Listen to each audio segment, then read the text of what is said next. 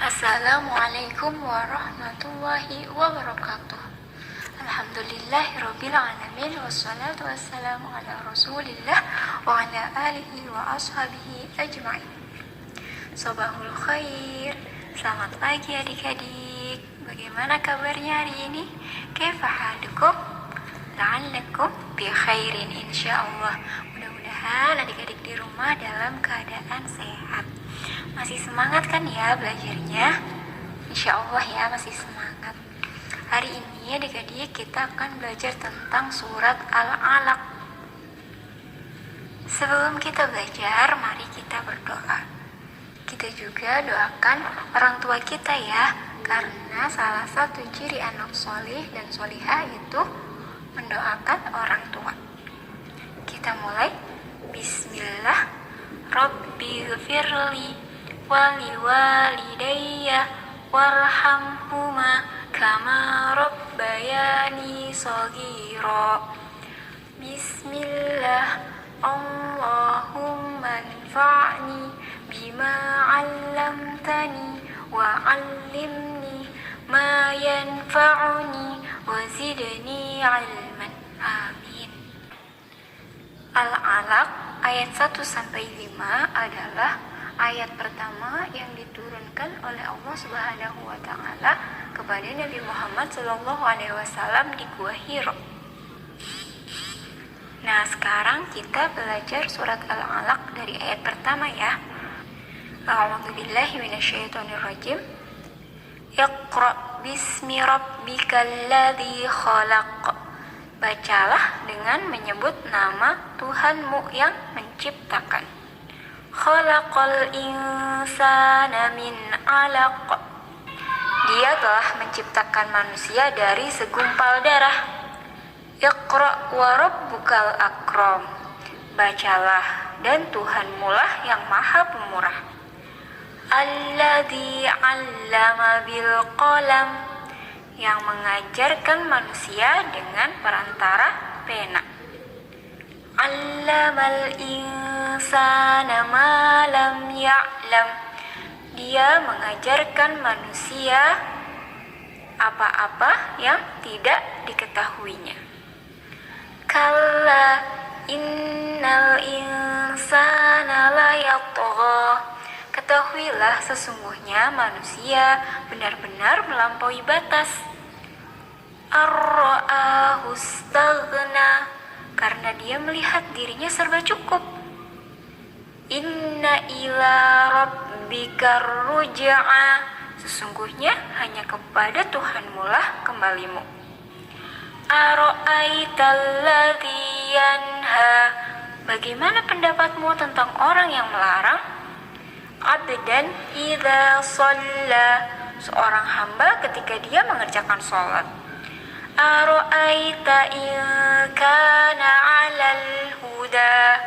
Bagaimana pendapatmu jika orang yang dilarang yaitu Rasulullah SAW itu berada di atas kebenaran? Au amara bittaqwa. Atau dia menyuruh bertakwa kepada Allah. Ara'aita in kadzdzaba wa tawalla. Bagaimana pendapatmu jika orang yang melarang itu mendustakan dan berpaling? Alam ya'lam bi annallaha yara.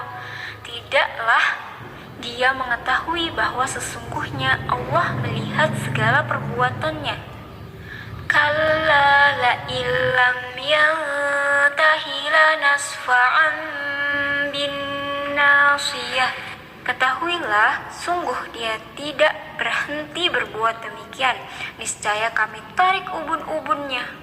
Nasiyatin kadibatin khoti'ah.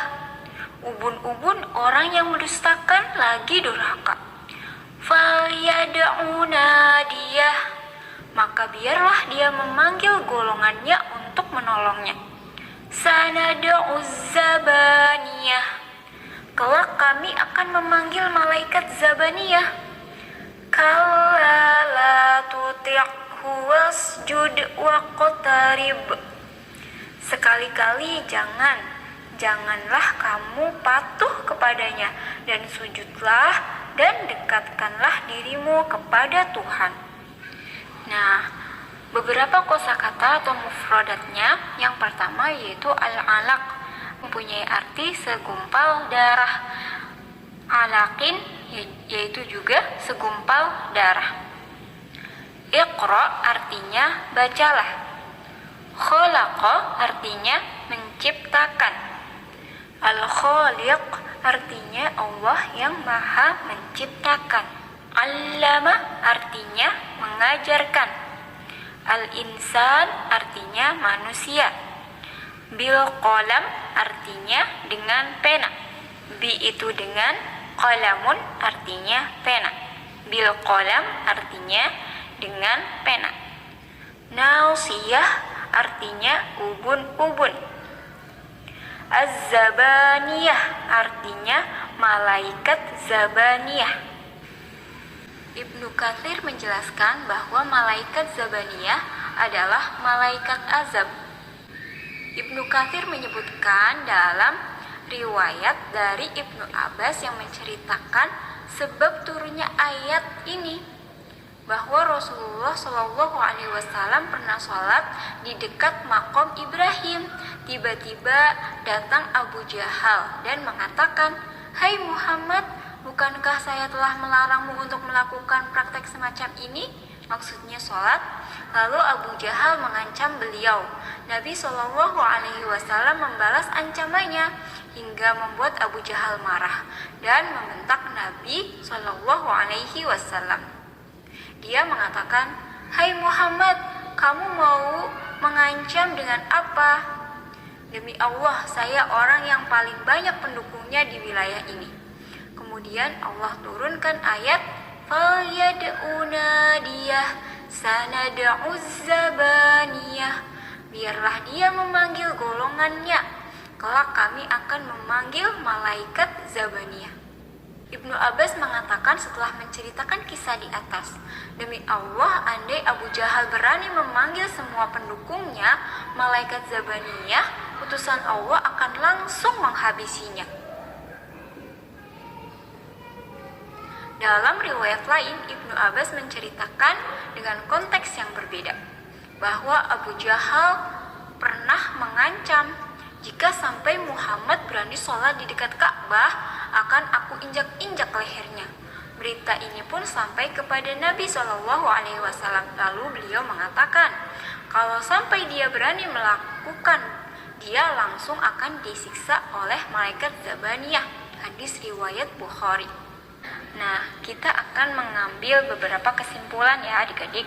Yang pertama, surat Al-Alaq itu kandungannya yaitu perintah untuk membaca Al-Quran, yaitu Iqra. Dengan membaca, kita akan mengetahui mana-mana saja yang baik, mana saja yang buruk. Kita akan tahu mana saja perintah Allah, mana saja larangan Allah.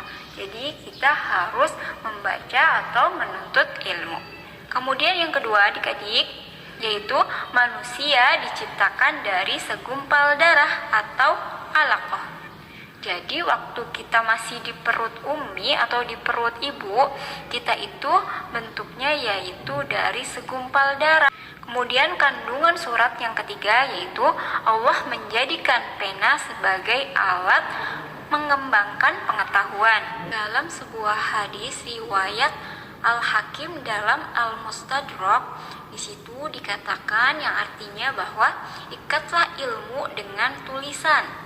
Kemudian kandungan yang keempat yaitu manusia bertindak melampaui batas karena merasa dirinya serba cukup. Padahal Allah Subhanahu wa Ta'ala yang telah memberikan kita kecukupan. Jadi kita tidak boleh sombong, kita tidak boleh melampaui batas. Kita harus selalu bersyukur kepada Allah Subhanahu wa Ta'ala. Kemudian kandungan yang kelima yaitu tentang ancaman Allah terhadap orang-orang kafir yang menghalang-halangi kaum muslimin melaksanakan perintah Allah.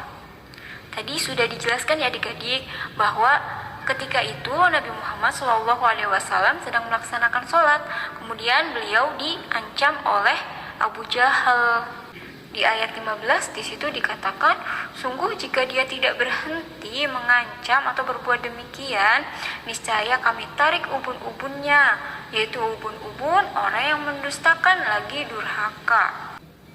Nah, ubun-ubun bahasa Arabnya itu tadi nasiyah.